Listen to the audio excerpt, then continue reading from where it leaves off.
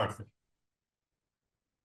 आज सक्सेसफुल में कंट्री का नाम है फिनलैंड। स्टूडेंट हमारे साथ में बैठा हुआ है। ये हमारे ऑफिस दिल्ली के अंदर है, जो ब्रांच ऑफिस बाहर आया हुआ है अपनी रेजिडेंसी को लेने के लिए। तो इससे हम डिस्कस करेंगे कि इसकी जर्नी हमारे साथ कैसी रही है। सबसे पहले सर, मैं आपका स्वागत करता हूँ इस जूम मीटिंग में। मेरी तरफ से आपको नमन है, नमस्कार है। नमस्कार कहाँ के रहने वाले सर आप? सर। मैं यूपी से बिलोंग करता यूपी कहाँ के? हूँ, मुजफ्फरनगर। तो हमारे बारे में कहाँ से पता चला था?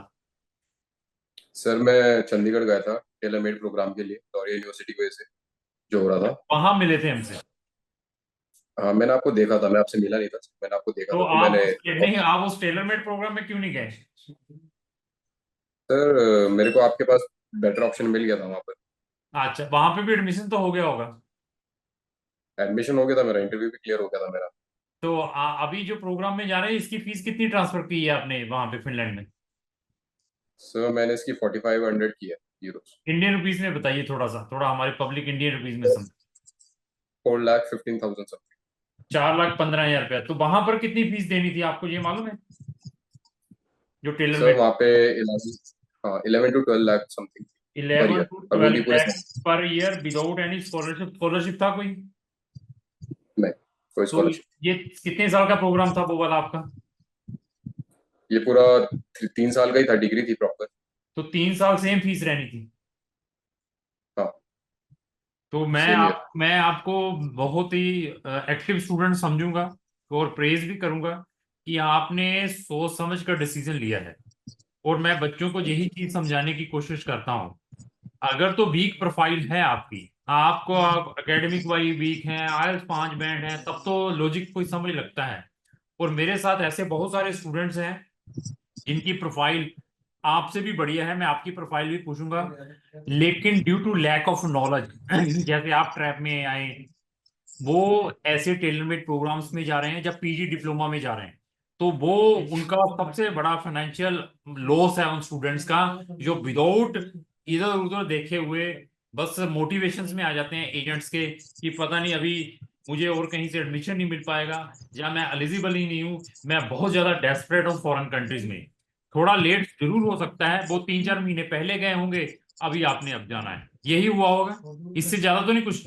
और आपने अपने लाखों रुपए सेव कर लिए हैं, जो उसमें बिल्कुल देखे सर। जाने। हाँ, जो आपने वहां पर, this is the active student. ऐसे स्टूडेंट हर एक है, तो वो अपने लाखों रुपए बचा सकता है। अभी मैं आपकी प्रोफाइल के ऊपर आऊंगा कि आपकी सर प्रोफाइल थोड़ा सा बताएंगे, 12th में कितने परसेंट थे आपके? सर मेरे 12th में 69% थे। और मेरे स्ट्रीम मैंने स्ट्रीम कौन सी थी? कॉमर्स में था। तो कॉमर्स। आईएलटीएस पीटी में क्या था? सर आइल्स मैंने मेरे ओवरऑल 6 थे और 7 मेरे स्पीकिंग में थे। तो आपका पहले प्रीवियसली कहीं से रिफ्यूज? नहीं, मेरा कहीं से भी रिफ्यूजल नहीं है। चलो, बहुत बढ़िया। तो टेलर मेड जो जाने से पहले कभी हमें नहीं देखा था आपने, हमारे बारे में नहीं मालूम था? नहीं सर, एक्चुअली यूरोप के लिए कुछ ज्यादा एजेंट है नहीं इंडिया में। ठीक है। तो एक दो ही है। इटली, जब मुझे चंडीगढ़ में देखा वहां पर हमारा बैनर लगा होगा, वीडियोस भी बच्चों के साथ बनाई होगी, तब आपने कहीं हमारी वेबसाइट या वीडियोस देखी होंगी। हाँ, फिर मैंने यूट्यूब पे सर्च किया था। ठीक है। Crown immigration. तो अभी आते हैं आपके केस के ऊपर। आपके जो बायोमेट्रिक्स देने के बाद, जो आपने फिनलैंड में गए, एम्बेसीज में गए थे, जब आपने अपने बायोमेट्रिक दे दिए थे, उसके कितने दिन के बाद आपको आपकी टीआरपी ग्रांट हो गई थी?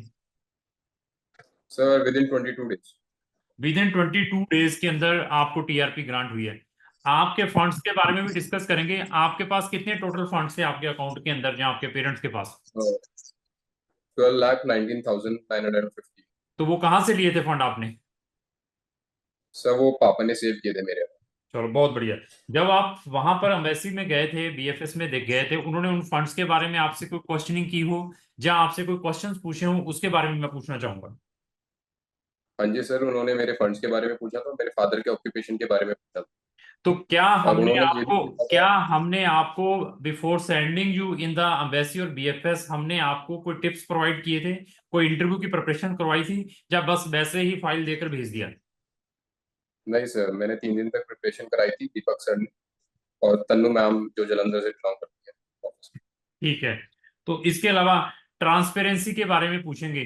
जब आपने अपना केस हमें दिया था, देने के बाद आपने कोई हमें ओरिजिनल डॉक्यूमेंट या ओरिजिनल पासपोर्ट, कोई भी ओरिजिनल डॉक्यूमेंट दिया था? नहीं सर, नहीं दिया। ओरिजिनल कुछ भी नहीं। तो ट्रांसपेरेंसी के बारे में पूछेंगे। क्या हम एवरीथिंग स्टूडेंट के साथ शेयर करते हैं? व्हाट्स एवर हैपेंड होता है उसका, कहाँ कहाँ एडमिशन अप्लाई हुआ, कहाँ से रिजेक्शन आई है, फर्दर क्या होगा? डेफिनेटली आप सब कुछ शेयर करते हो, ट्रांसपेरेंसी बहुत ज्यादा है काम में। तो ओवरऑल सर्विसेज कैसी लगी? सर ओवरऑल काफी अच्छी थी, मैं 10 में से 10 रेट करना चाहूंगा क्वालिफिकेशन को। अच्छा चलो, मेरा इन केस टाइमली वीजा नहीं, दिया था। नहीं इन केस वीजा ना आता तब 10 में से कितने देते? सर तब मैं 10 में से 9 दे देता। अच्छा चलो, है नहीं हो, बहुत बढ़िया लगा है। तो आपको क्या लगता है कि एम्बेसीज में मेरे जैसे एजेंट की कोई सेटिंग है? नहीं सर, ऐसा कुछ नहीं होता, तो सेटिंग वगैरह स्टूडेंट कुछ नहीं होता। स्टूडेंट का कितना इन्वॉल्वमेंट है केस के अंदर? सर केस के अंदर 100% है मेरा तो इन्वॉल्वमेंट उसमें। Very good. बाकी तो मैं ये फिर बता दूं, स्टूडेंट का जब तक 100% इन्वॉल्वमेंट नहीं होता तब तक स्टूडेंट किसी भी कंट्री में पहुंच नहीं पाएगा। वो अपने लाखों रुपए और अपना टाइम वेस्ट करता रहेगा।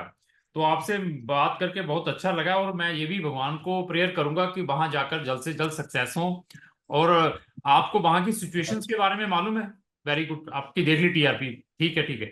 आपको वहां की सिचुएशंस के बारे में मालूम है? जॉब्स की क्या वहां पर हाल है?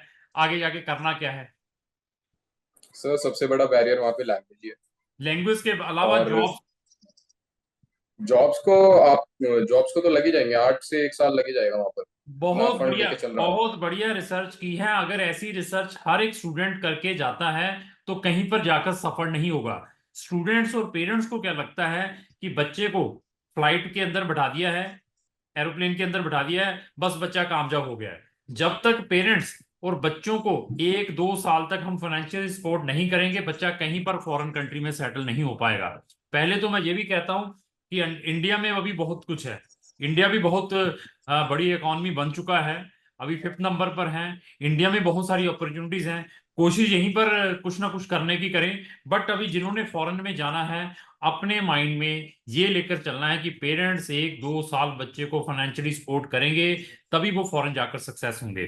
तो मैं हर एक पेरेंट्स, हर एक बच्चे को ये भी इस वीडियो के थ्रू मैसेज देना चाहता हूँ। अगर उन्होंने फिनलैंड में जाना है पढ़ने के लिए, या फिनलैंड के अलावा भी किसी कंट्रीज में जाना है, हर एक कंट्री से रिलेटेड हमारी प्ले लिस्टें बनी हुई हैं हमारे यूट्यूब चैनल पर जाकर। वहां जाकर नंबर ऑफ वीडियोस उस रिस्पेक्टिव कंट्रीज की देख सकते हैं। अगर आपकी डेस्टिनेशन सिर्फ फिनलैंड है, फिनलैंड से रिलेटेड हमारी 2 डेडिकेटेड प्ले लिस्टें हैं, study in Finland, success stories of Finland. दोनों के लिंक भी मैंने डिस्क्रिप्शन बॉक्स में लगाए हैं, वहां जाकर उन वीडियोस को फ्री ऑफ कॉस्ट वॉच करें। अगर फिनलैंड से रिलेटेड आपको किसी भी टाइप की कोई दिक्कत आ रही है, कोई वीजा इंटरव्यू है, कोई बायोमेट्रिक्स की प्रॉब्लम है, कोई मिग्री ने आपसे एडिशनल डॉक्यूमेंट मांग लिए हैं, आपको कोई फंड्स मैनेजमेंट में कोई प्रॉब्लम आ रही है, तो you can take our service by sitting anywhere in the world. तो सर, मैं भगवान से प्रेयर करूंगा कि आप जल्द से जल्द फॉरेन जाकर सक्सेस हो। कल आपके पेरेंट्स ने फिनलैंड में घूमने के लिए आना हो तो उनकी भी हम कुछ हेल्प करेंगे। तो थैंक यू सर, बहुत अच्छा लगा। धन्यवाद। Thank you sir.